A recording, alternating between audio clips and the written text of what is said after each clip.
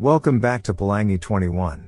Today I will show you an American drama film from 1998 written and directed by Ben Taylor, titled In the Flesh. It tells how two gay men on both sides of the law are brought together as intimate friends amid the dark events and circumstances that surround them.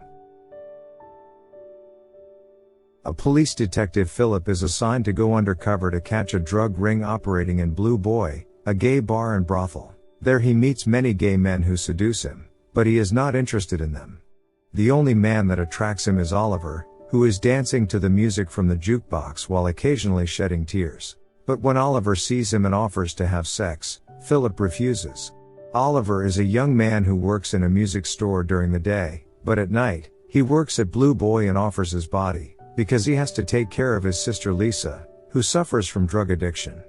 He also has a dark past, where he and his best friend had an accident and made his best friend died. Oliver still couldn't get over his guilt. Sometimes he still has nightmares about it. Every night, he expresses his sadness at Blue Boy by dancing to the jukebox music with tears in his eyes. On the next day, Oliver meets Philip again. He invites him to talk. Philip tells him he had not been in touch with anyone for a long time. When someone tried to approach him, he always told them to stay away. Oliver says everyone has their own problems. He offers him to have sex again, and says they don't have to have feelings for each other. Philip agrees to have sex with him. Outside, he is confronted by Mac. Mac is one of Oliver's jealous customers, but Philip pushes him away. The next day, Philip goes to a music store. There he meets Oliver, but he doesn't say anything to him. As Philip is about to leave, Oliver goes to him to thank him for not telling anyone about his night work, especially his girlfriend. Philip begins to fall in love with Oliver, and by using his resources as a police, he finds out more about Oliver. He begins to follow Oliver, and he is spying on him. But Oliver catches Philip, and he is annoyed with him. Philip reveals he has feelings for him, but Oliver tells him to leave. That night, Oliver is at Blue Boy with Mac. He's going to drive Mac home, who is drunk at the time. He meets Philip outside the Blue Boy. A few people who see Philip recognize him as a police. Oliver, who finds out that Philip is a police, becomes angry and doesn't want to see him again. While Oliver is dropping off Mac, they are attacked by a man. The man kills Mac, and Oliver flees the scene. Oliver goes to his place because he's scared, but he knows that he's in big trouble. Oliver invites Lisa to run away with him, but Lisa refuses. Meanwhile, Philip finds Mac's body.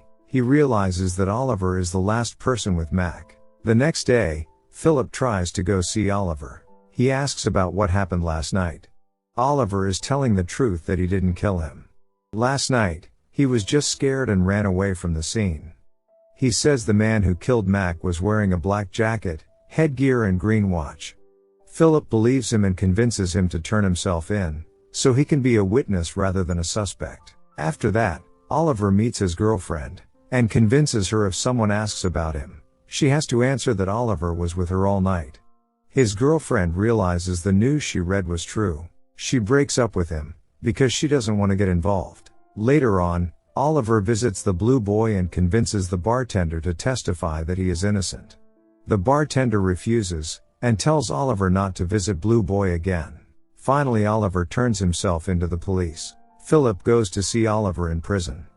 He asks one last time about Mac. Oliver confesses that he didn't kill him. Philip trusts him completely. He helps Oliver by providing an alibi that Oliver was with him all night, so Oliver is acquitted of murder charges.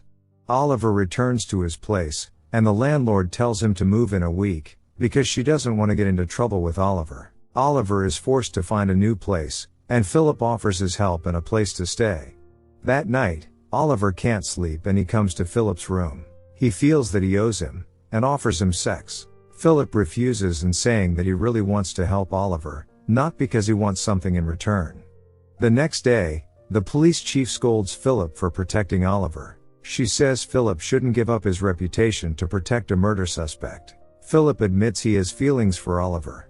That makes him suspended for a few days. Meanwhile, Oliver discovers that his girlfriend is now with another man, and she doesn't want to see him anymore.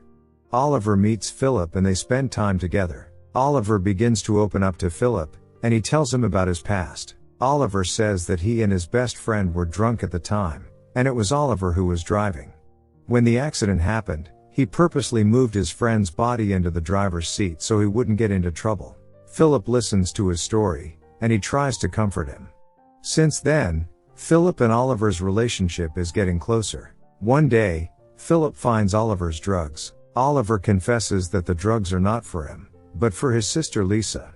Philip tells him not to deal with the drugs anymore. Oliver is unsure of what to do about his night work, because his relationship with Philip is getting closer, but he must continue to make money to continue buying drugs for Lisa.